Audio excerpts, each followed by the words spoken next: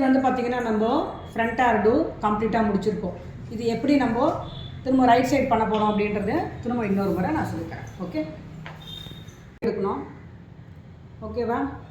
இங்கே பாருங்கள், கோடு பாருங்கள். இங்கே பாருங்கள், ஸ்ட்ரெயிட் கோடு இருக்கணும். ஓகேவா? ஸ்ட்ரெயிட் கோடு எடுத்துடுறோம். எடுத்துட்டு இதை என்ன பண்ணணும், ஒரு ட்விஸ்ட்டு. ஓகேவா? ட்விஸ்ட் பண்ணிவிட்டு திரும்ப ஸ்ட்ரெயிட் கோடு. ஸ்ட்ரெயிட் தான், இது கிராஸே கிடையாது. ஸ்ட்ரெயிட்டாகவே எடுத்துகிட்டு ஓகேவா, இது என்ன பண்ணணும், ஆப்போசிட் இப்படி ஆப்போசிட்டாக பண்ணுங்கள்.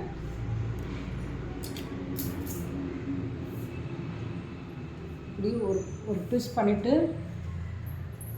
அப்புறம் இதில் போட்டு ட்விஸ்ட் பண்ணுங்கள்.